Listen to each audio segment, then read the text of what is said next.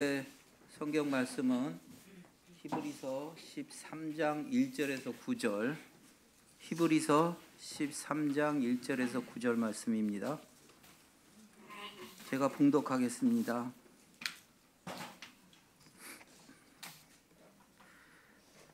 형제 사랑하기를 계속하고 손님 대접하기를 잊지 말라. 이로써 부지 중에 천사들을 대접한 이들이 있었느니라. 너희도 함께 갇힌 것 같이 갇힌 자를 생각하고 너희도 몸을 가졌은즉 학대받는 자를 생각하라. 모든 사람은 결혼을 귀히 여기고 침소를 더럽히지 않게 하라. 음행하는 자들과 간음하는 자들을 하나님이 심판하시리라. 돈을 사랑하지 말고 있는 바를 족한 줄로 알라. 그가 친히 말씀하시기를 내가 결코 너희를 버리지 아니하고 너희를 떠나지 아니하리라 하셨느니라. 그러므로 우리가 담대히 말하되 주는 나를 돕는 이시니 내가 무서워하지 아니하겠노라. 사람이 내게 어찌하리요 한가. 하나님 말씀을 너희에게 일러주고 너희를 인도하던 자들을 생각하며 그들의 행실의 결말을 주의하여 보고 그들의 믿음을 본받으라. 예수 그리스도는 어제나 오늘이나 영원토록 동일하시니라. 여러 가지 다른 교훈에 끌리지 말라. 마음은 은혜로서 굳게 함이 아름답고 음식으로서 할 것이 아니니 음식으로 말미암아 행한 자는 유익을 얻지 못하였느니라. 아멘. 다른 복음에 끌려다니지 말라라는 말씀으로 오세준 형제님 말씀 전할 때 많은 은혜 받으시기 바랍니다. 몇 달 전에 인천에 사는 어떤 자매가 저한테 전화가 와서 상담을 한 적이 있습니다. 이 자매가 진리의 말씀 참복음을 전한 교회를 찾다가 용인에 있는 어떤 교회를 만났다고 그럽니다. 그래서 이 교회를 다니고 있는데 몇 가지 궁금한 점이 있다면서 저에게 질문을 했습니다. 근데 이 교회에서는 구약의 절기를 지켜야만 구원받는다 이렇게 가르친다고 말을 하는 것입니다. 몇 마디 얘기를 들어보니까 좀 냄새가 나더라고요. 무슨 냄새가 날까요? 이단 냄새가 나더라고요. 그래서 그런 가르침과 주장은 복음이 아니니까 그런 교회 다니면 안 됩니다. 이렇게 얘기를 해줬습니다. 한번 생각해 본다고 하더니 그 다음 이제 몇 주 뒤에 또 전화가 왔습니다. 이때는 또 전에 하지 않았던 말을 했는데 자기가 나가는 교회는 토요일에 모인답니다. 그래서 토요일을 안식일로 지켜야 된다 이렇게 얘기를 한다 그래요. 그래서 이게 맞는 겁니까 하고 또 물어보는 거예요. 그래서 제가 토요일을 안식일로 지키는 교회 안식교잖아요. 그래서 거기 그러면 안식교가 맞습니까? 그랬더니 안식교는 또 아닙니다 이렇게 얘기를 하는 거예요. 그래서 저는 이 자매에게 절대로 거기에 그 교회는 가면 안 되겠습니다 이렇게 이제 얘기를 하면서 간곡히 만류했습니다. 그 교회는 결코 복음을 전한 교회가 아니니까 가면 안 되겠습니다 이렇게 얘기를 했어요. 그러자 우리 교회 그럼 한번 오겠다고 했는데 아직도 오지 않고 있습니다. 왜 이런 안타까운 일이 생길까요?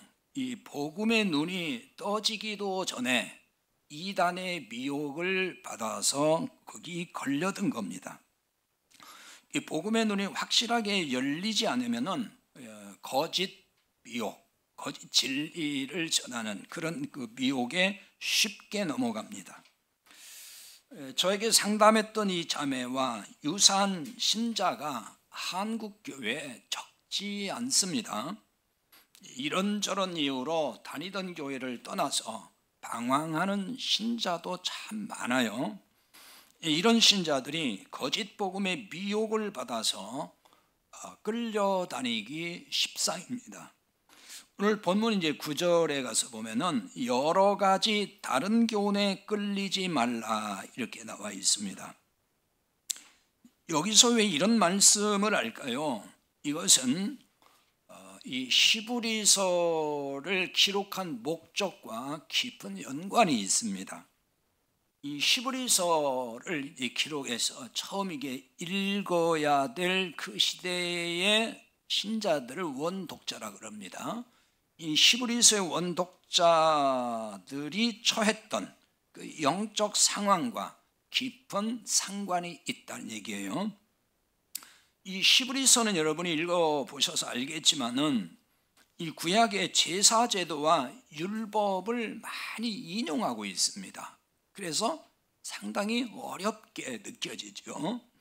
히브리서는 내기서의 주석서라고 할 정도로 내기서에 나타나 있는 그 제사법을 통해서 복음을 설명을 하는 거예요. 그러니까 그렇게 보면은 내기서도 다 복음을 이야기한다고 봐야 되는 거거든요. 그것을 히브리서에서 아주 쉽게 풀어주는 것입니다. 설명하는 거예요. 그래서 구약의 제사와 율법을 많이 인용하고 있다는 얘기는 이 히브리서를 처음에 받아든 독자들이 이 율법의, 즉 구약의 율법을 매우 잘 아는 사람들이라 하는 걸 말해주는 거죠. 이런 점에서 히브리서의 원독자는 유대교 출신 그리스도인들이라고 보고 있습니다.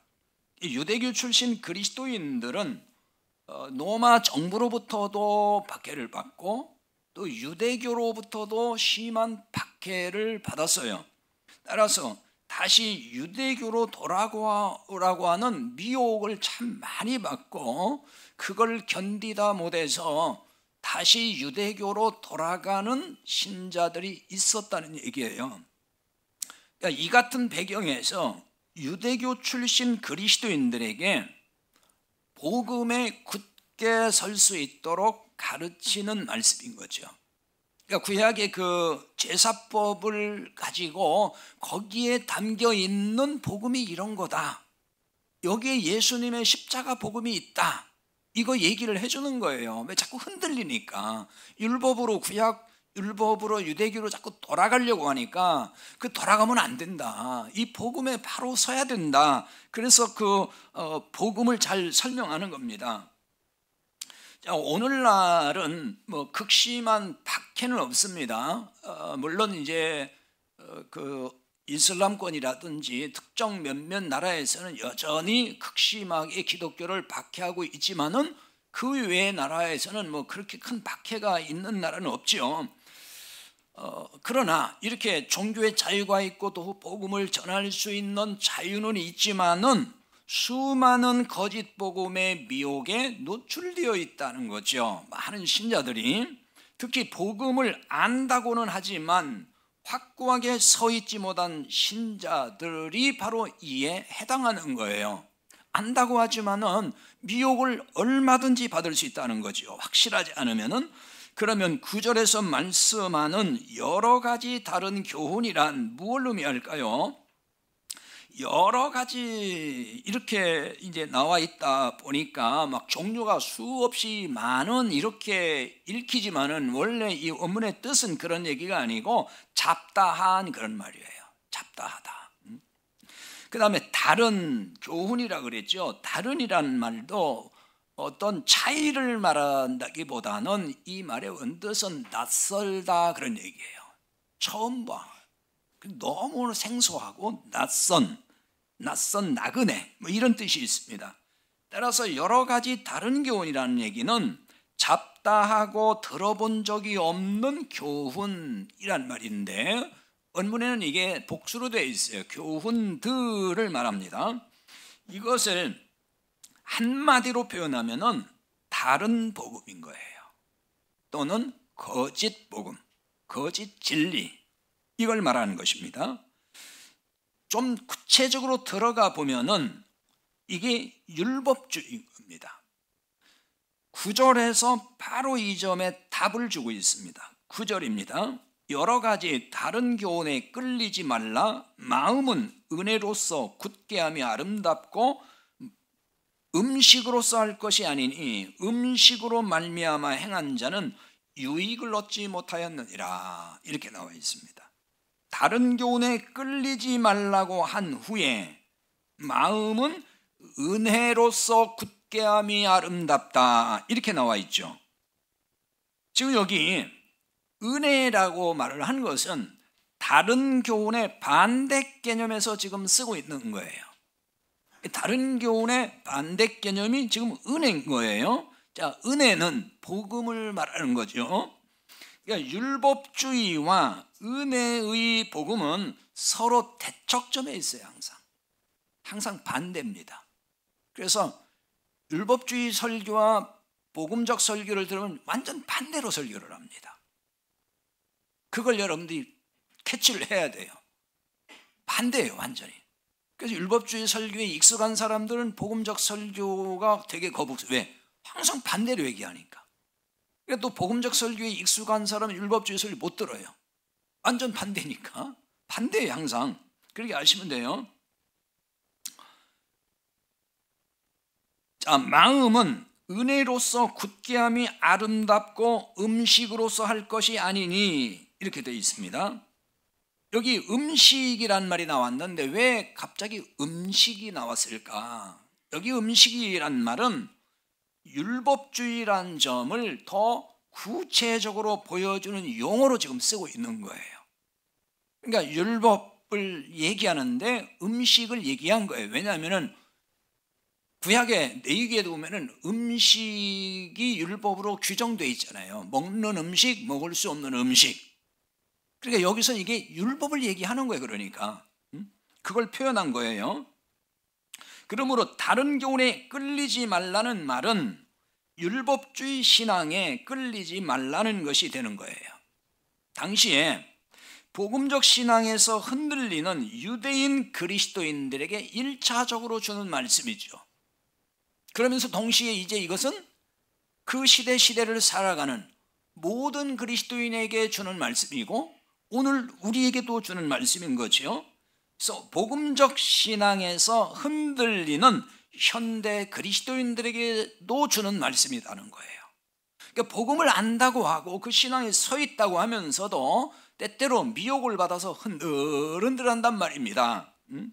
다른 교훈에 끌리지 말라고 했어요. 여기 끌리다라는 말은 원문에서 이건 수동태로 되어 있습니다. 그리고 현재형입니다. 시제로 보면은 이런 얘기인 거예요. 계속해서 지금 계속 미혹을 받고 있고 진리에서 벗어나서 이렇게 곁길로 이끌려 간다 이런 뜻이에요. 좀 더 쉽게 말하면은 미혹자에 의해서 계속 끌려다니는 상태를 말하는 거예요. 이게 미혹자에게 끌려다니지 않으려면 어떻게 해야 할까요? 마음은 은혜로서 굳게함이 아름답고 여기에 답이 있어요. 은혜로 굳게 해야 된다는 거예요. 굳게 하다 이 말은 확실하다는 뜻이고 안전하다는 뜻이에요. 그러니까 은혜만이 우리를 안전하게 한다. 은혜만이 우리를 확실하게 한다. 그 얘기를 하는 거예요. 그 본문에 굳게 하다 이 말은 역시 이것도 수동태로 되어 있고 현재형입니다. 내가 스스로 믿음을 확실하게 할 수 있는 것이 아니라 그 말이에요. 내가 능동적으로 내가 이렇게 믿어야지 해서 되는 일이 아니라는 거예요. 이거는 내가 아닌 타자에 의해서 믿음이 확실하게 된다 하는 뜻을 지금 말씀하는 거죠. 마음은 은혜로서 굳게 한다는 말이 이 뜻이에요. 그러니까 하나님의 은혜가 우리 믿음을 확실하게 해준다는 말이에요. 이걸 바꿔 말하면 율법의 행위를 통해서 믿음이 확실하게 세워지는 것이 아니다 그 얘기인 거예요. 따라서 다른 교훈에 끌리지 말라는 뜻은 율법주의에 끌려가지 말라는 것이 돼요. 그 대신 은혜로서 굳게 하라고 하잖아요. 이 말은 뭐예요? 은혜에 의해서 우리는 끌려가야 된다. 뭐 끌려간다는 게 표현 좀 그렇긴 합니다만은 아무튼 은혜에 의해서 우리가 이렇게 가는 것을 말하는 거예요. 우리 행위가 아닌 값없이 주는 바로 그 은혜. 자, 구체적으로 말하면 이게 십자가 복음이에요. 그런데 미혹하는 자들은 무엇이라고 할까요? 지금 유대인 그리스도인들에게 미혹하는 자들은 다시 유대기로 돌아오라고 하는 거거든요. 다시 돌아와라. 율법으로 돌아오라는 얘기예요. 오늘날은 이렇게 미혹하거나 이렇게 가르치는 집단은 드뭅니다. 진짜 대놓고 하는 데는 이단이에요. 그거는 대놓고 하는 데는. 왜? 그냥 무조건 율법으로 돌아와서 율법대로 살아야 되는데 이건 진짜 이단이에요. 그런데 문제는 뭐냐면은 갈라디아서의 배경이 된 것과 같은 건데요. 율법으로 오직 돌아오라고는 안 해요. 믿기만 해서 되는 건 아니다. 이렇게 얘기한단 말이에요. 어떻게 예수님을 믿는다고만 해서 구원받겠느냐? 율법의 행위가 거기 더해져야, 보태져야 되는 거지 어떻게 믿는다고만 되느냐? 이런 얘기예요. 믿기만 해서 구원받는 게 아니고 율법의 행위에 따라서 구원받는다라고 주장한단 말이에요. 여기서 흔들리는 거예요. 혼란스러워요. 이런 논리에 끌려가기 시작하는 거예요. 왜? 그 말이 맞는 것 같아. 생각해 보니까. 그렇죠? 여러분들 좀 그런 생각이 많이 들었죠? 그렇지. 어떻게 믿는다고만 하고 구원받겠어. 믿지만 또 율법대로 내가 잘 살아야 되지. 이게 너무나도 합당하게 들린단 말이에요. 그래서 이제 흔들리는 거예요. 뭔가 믿음으로만 구원받는다는 것이 안 맞는 것 같은 생각이 드는 거죠. 지금 한국교회가 여기에 많이 빠져 있다고요, 지금. 여기에 흔들리지 말라고 주신 말씀이 바로 오늘 5절이에요. 5절을 볼게요. 돈을 사랑하지 말고 있는 바를 족한 줄로 알라. 그가 친히 말씀하시기를 내가 결코 너희를 버리지 아니하고 너희를 떠나지 아니하리라 하셨느니라. 바로 이 말씀이에요. 왜 갑자기 뜬금없이 돈을 사랑하지 말라 돈 얘기가 나왔는지 좀 의아스럽지요. 이건 또 뭐야? 갑자기 왜 돈이 나와?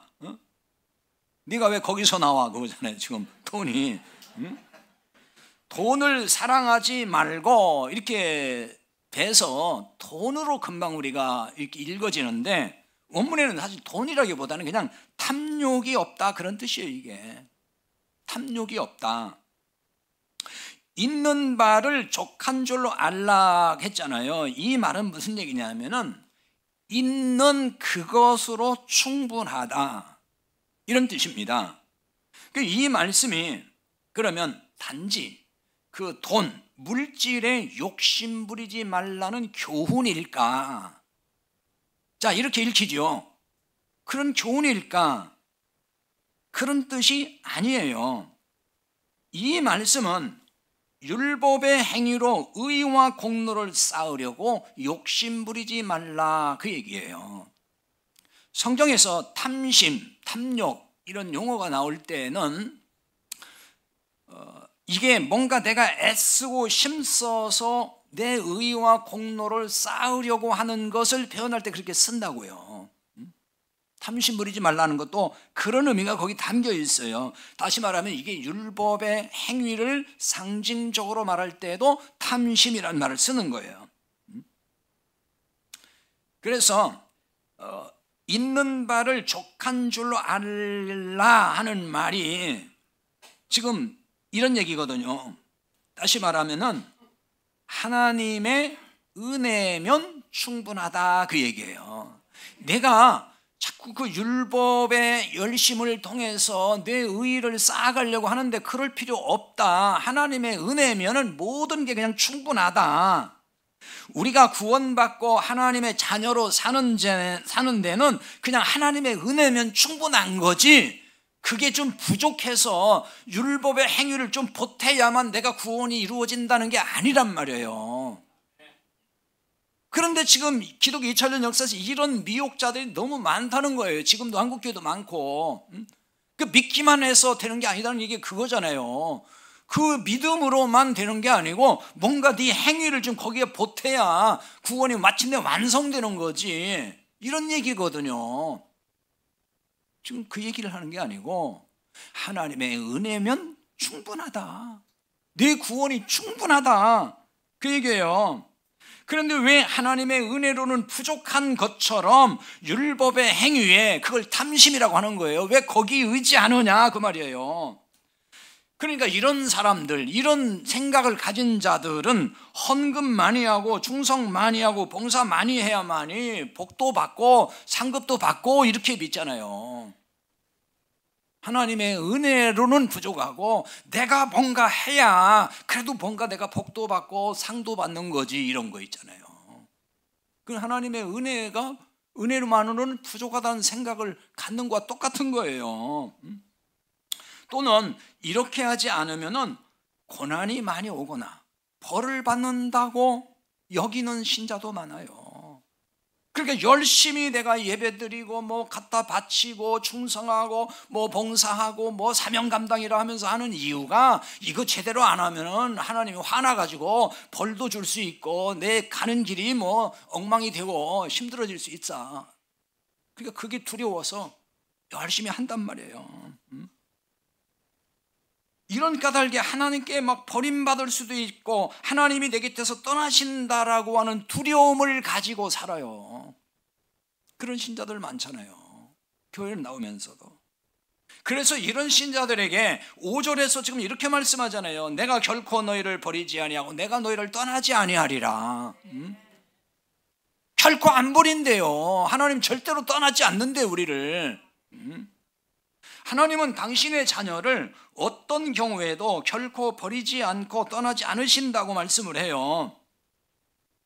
이런 게 오해를 하면은, 이런 말씀을 오해하면은 탐심을 부리지 않고 돈 욕심내지 않고 살면은 하나님이 가난하게 살도록 그냥 두지 않고 다 채워주는 거야, 이렇게 해석을 해가지고 얘기하면은 잘못 얘기하는 거예요.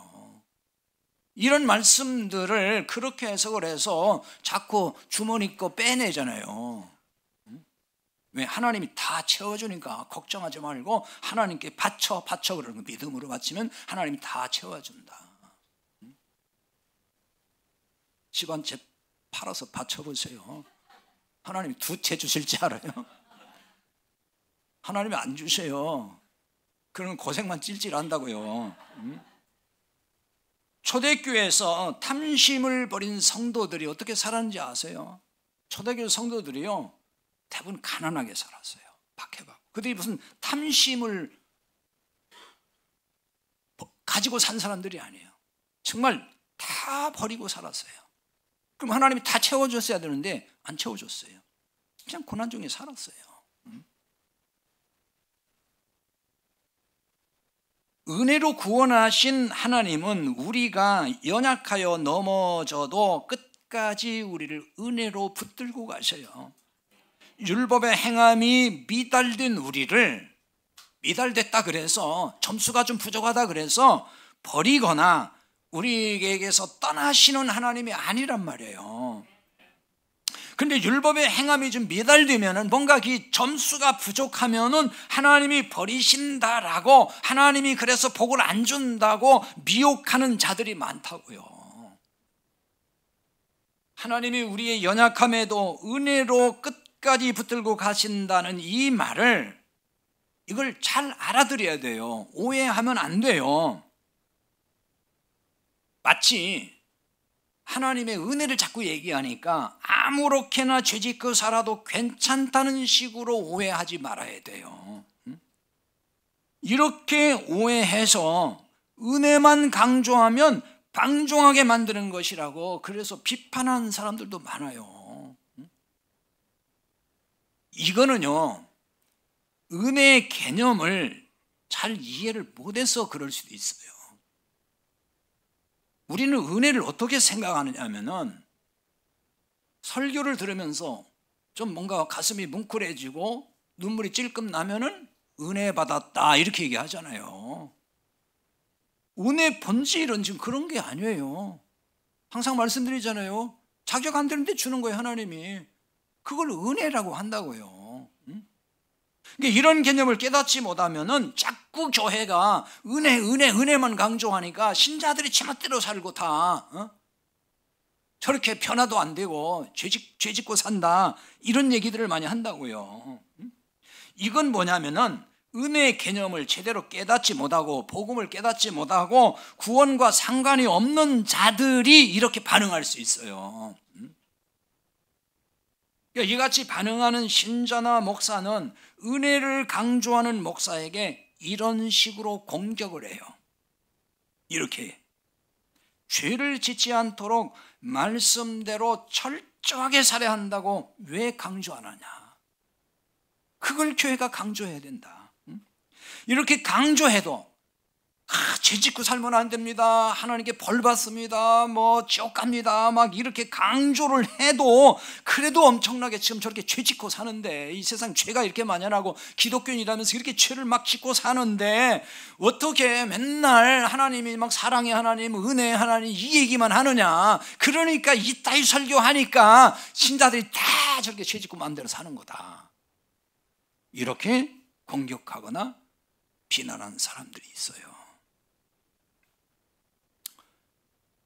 이게 바로 은혜의 개념을 오해하는 데서 나오는 비난인 거예요. 여러분 생각을 해보세요. 말씀대로 철저하게 살아야 한다고 강조하면 그러면 그 신자가 그런 얘기를 늘 들으니까 죄 짓지 않고 정말 깨끗하게 살 수 있어요? 그렇게 살아요? 그렇다고 죄를 짓지 않거나 말씀대로 철저하게 사느냐는 거예요. 그렇게 못 살고 있잖아요. 아니 지금 한국교회가 그동안에 말씀대로 철저하게 순종하고 살아야 된다고 강조하지 아니해서 한국교회 이게 세속화되고 신자들이 날마다 죄 짓고 이렇게 되는 거예요 지금? 아니 그동안에 얼마나 많이 죄 짓고 살면 지옥 간다는 식으로 심지어는 너 거짓말하면 지옥 가 이런 정도로 가르쳤잖아요. 그렇게 안 배웠어요? 여러분 애들한테도 너 거짓말하면 지옥 간다 이랬잖아요. 그게 뭐예요? 말씀대로 철저하게 살아야 된다 뭐 이런 거잖아요. 결국은 그게. 그런다고 해서 거짓말 안 합니까? 거짓말 다 하고 살아요. 목사도 거짓말 잘해요. 율법을 받은 이스라엘의 실패, 이게 뭘 의미하는지를 알아야 돼요. 이스라엘은 실패했어요. 하나님께 율법을 받은 민족이잖아요. 근데 그 율법대로 살아야 된다고 얼마나 강조했습니까? 그런데 그렇게 못 살고 다 타락의 길로 갔다고요. 그건 뭘 보여주는 거냐면 그걸 통해서 우린 말씀대로 철저하게 아무리 살려고 해도 살 수 없는 존재라는 걸 보여주는 거예요. 이스라엘을 샘플로 해서. 그렇기 때문에 말씀대로 철저하게 살아야 한다고 강조하는 거, 율법의 행위를 강조하는 거, 그것이 그렇게 중요한 게 아니에요. 또 이거 오해하면 또 이게 엉뚱한 소리 할 것 같긴 한데요. 그럼 말씀대로 살지 말아야 돼 또 막 이렇게 할까 봐서. 잘 들어요 제 설교를. 진짜 강조할 것이 있어요. 자, 그게 뭘까요? 그걸 보여주는 게 오늘 4절이에요. 4절 말씀. 모든 사람은 결혼을 귀히 여기고 침소를 더럽히지 않게 하라. 음행하는 자들과 간음하는 자들을 하나님이 심판하시리라. 바로 이 말씀이에요. 자, 왜 여기서 또 결혼 이야기가 툭 튀어나왔을까요? 조금 의아스럽지 않습니까? 결혼 이야기 나오고 음행 이야기 나와요. 자, 이것은 지금 우리를 향한 하나님의 사랑이 얼마나 큰지를 지금 보여주는 말씀이에요. 그러니까 하나님의 사랑을 일깨우기 위해서 지금 결혼 얘기가 나왔어요. 모든 성도는 결혼을 귀히 여기라고 하잖아요. 이게 우리의 결혼 생활을 이야기하는 걸까요? 여러분, 결혼 생활 반드시 귀히 여겨야 되죠. 그건 당연한 거예요. 그 당연한 얘기를 지금 하는 게 아니고 여기서는 성도와 주님과의 결혼을 말하는 거예요. 예수님과 우리와의 그 결혼 이야기를 지금 하는 거라고. 이 결혼을 귀히 여겨야 된다. 여기 귀히 여긴다는 말은 값비싸다는 거예요. 어떤 걸로도 환산할 수 없는 그 비싼, 값비싼 것이고 또 영광스럽다는 뜻이에요. 주님과 우리의 결혼은 값비싼 것이고 영광스럽기 그지없다는 것을 알라는 얘기예요. 그걸 깨달아야 된다는 거예요. 왜냐하면 우리는 호세아서에 나오는 고멜과 같기 때문이에요. 호세아서는 더 설명하지 않아도 아실 거예요. 그러니까 예수님이 음란한 고멜 같은 우리를 신부로 삼으셨으니 이게 얼마나 가치 있는 일이고 얼마나 영광스러운 일이라는 거예요. 고멜 같은 우리를 신부로 삼으신 점은 자격 없는 우리를 신부로 삼았다는 뜻이에요. 고멜은 음탕한 여인이잖아요. 호세하고 결혼하고도 또 음행을 저지르잖아요. 그런데 끝까지 사랑해요. 자격 없는데 사랑한다는 얘기예요. 이것을 바로 뭐라고 하냐면은 주님의 은혜라고 하고 사랑이라고 하는 거예요. 은혜의 개념을 잘 이해를 해야 돼요. 그래서 이 사랑받고 있으면은 한눈 팔지 말아야 되잖아요. 그런데 한눈 팔고 음행하는 자들이 있다는 거예요. 이 같은 음행이 구체적으로 무엇을 의미하는지 알려주는 말씀이 있습니다. 히브리서 12장 16절인데요. 거기를 제가 보겠습니다. 음행하는 자와 혹 한 그릇 음식을 위하여 장자의 명분을 판 에서와 같이 망령된 자가 없도록 살피라. 바로 이 말씀입니다. 자, 지난 수요일 설교에서 공부를 했던 부분이긴 한데요. 이게 음행과 음식을 위해서 장자 명분 판 이것을 동일시해서 지금 말씀을 하고 있어요. 그러니까 장자의 명분, 이건 장자권을 말하는 거예요. 장자권을 판 에서를 음행하는 자로 비유한 말씀인 거예요. 장자권은 굉장히 중요한 거예요. 왜냐하면 이게 하나님의 언약의 계승권, 그게 장자권이에요. 그 언약의 핵심은 복음이에요. 그래서 중요한 거예요. 그러니까 이 장자권은 하나님의 언약이 담긴 말인 거예요. 이제 신약으로 말하면은 복음인 거예요. 한 그릇 음식이란 야곱이 쓴 붉은 죽을 말하는 거거든요. 흔히 이제 붉은 죽이니까 팥죽이라고 이해하고 있는데 아무튼 이거는 십자가 복음의 말씀을 상징하는 거예요. 에서가 장자권을 붉은 죽 한 그릇에 팔았다는 말은 복음을 버린 것을 뜻하는 거예요. 그러니까 붉은 죽으로 상징한 이 복음을 생명의 떡으로 봐야 되는데 생명의 떡으로 보지 못하고 율법의 떡으로 봤다는 얘기예요. 왜냐하면 장자의 이 명분, 즉 장자권을 팔아서 이 붉은 죽을 샀기 때문이에요. 에서가 장자권을 팔았다는 말은 장자권을 자기 소유로 인식했다는 뜻이거든요. 그러니까 내 것으로 알고 팔아서 생명의 떡을 사 먹었어요. 근데 그 생명의 떡을 생명의 떡으로 먹은 게 아니고 율법의 떡으로 먹은 거예요. 원래 생명의 떡은 복음이에요. 복음은 값없이 주는 거잖아요. 뭘 대가를 지불하고 먹는 게 아니에요. 값을 지불하고 사서 먹는 것은 그건 항상 율법인 거예요. 복음은 값없이 주는 거예요. 값을 주고 먹은 것은 율법을 그래서 먹었다는 뜻이에요. 복음은 값없이 먹기 때문인 거죠. 바로 이 아까 반대라고 그랬죠. 항상 율법과 복음은 항상 반대입니다. 율법은 어떤 행위를 요구하는 거고 복음은 믿음을 요구해요. 행위의 반대 개념이에요. 그러니까 자, 쉽게 말하면 생명의 떡인 복음을 율법의 떡으로 먹었다는 말이에요. 이걸 두고 지금 침소를 더럽히는 음행이라고 하는 거예요. 그러니까 음식을 먹는 일은 내 몸과 음식이 하나 되는 걸 의미해요.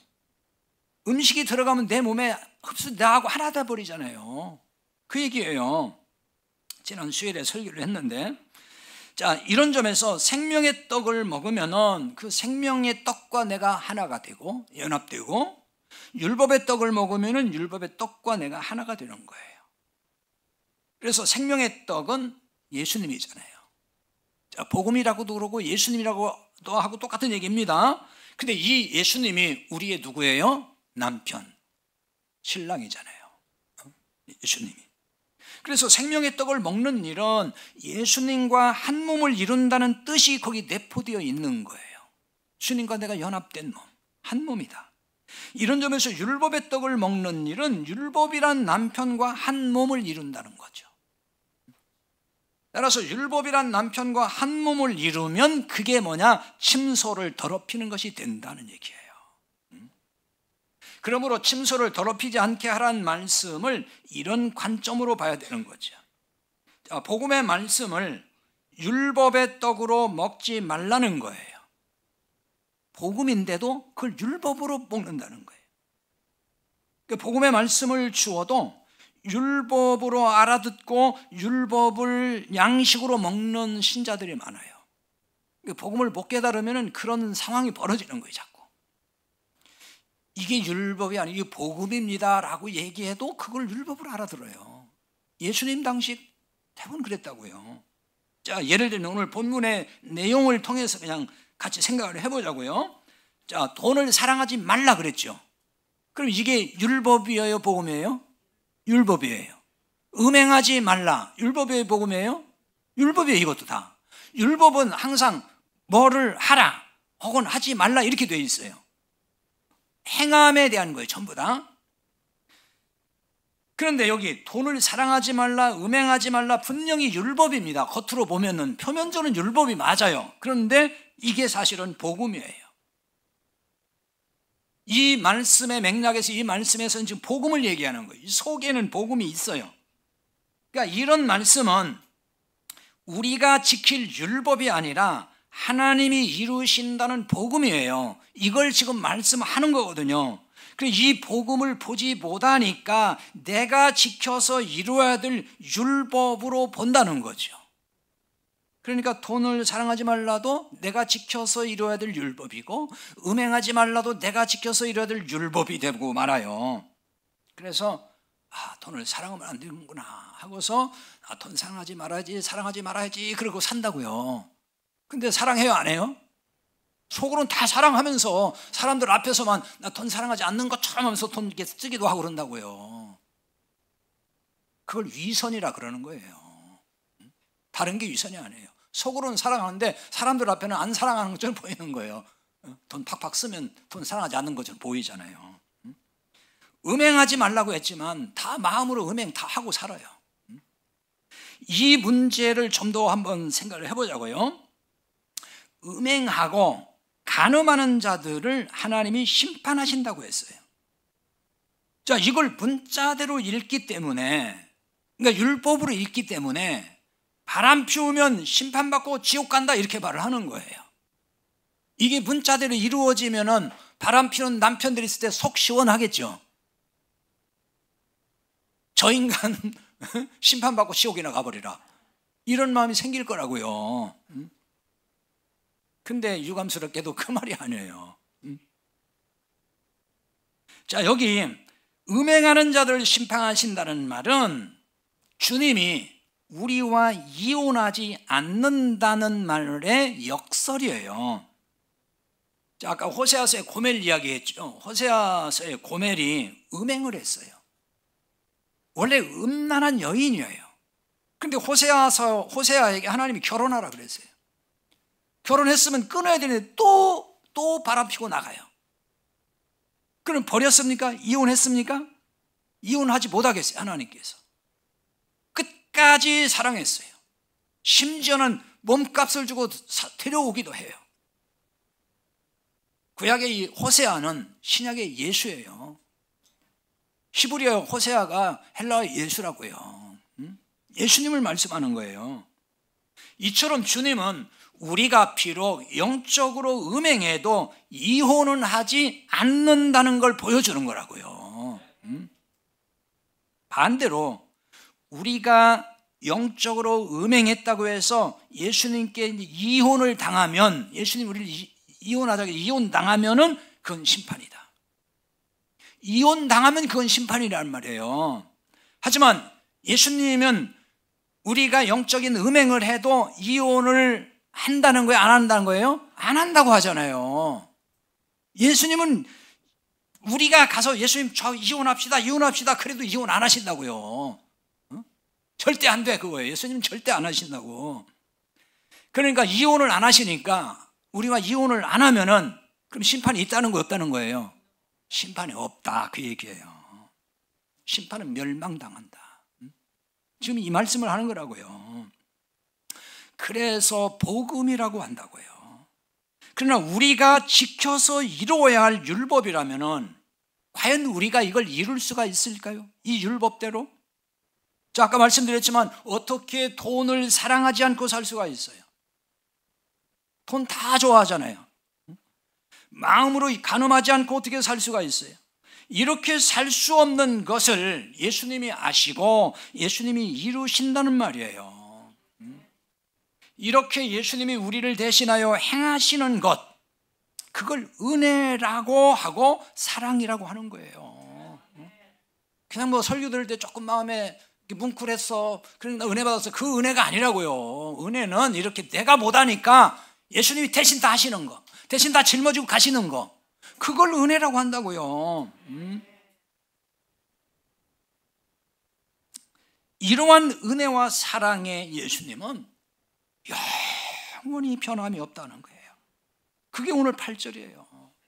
예수 그리스도는 어제와 오늘이나 영원토록 동일하시니라, 이렇게 말씀하잖아요. 이렇게 놀라운 은혜와 사랑을 받는 신자가 그럼 아무렇게 살 수 있어요? 이 사랑을 깨달은 사람은 예수님을 사랑하지 않을까요? 사랑할 수밖에 없어요. 예수님 사랑하지 말라고 박해하고 못 살게 굴고 수많은 손해를 입혀도 그래도 예수님을 나는 사랑할 수밖에 없습니다. 이렇게 나올 거라고요. 그럼 어떻게 주님을 사랑하며 살까요?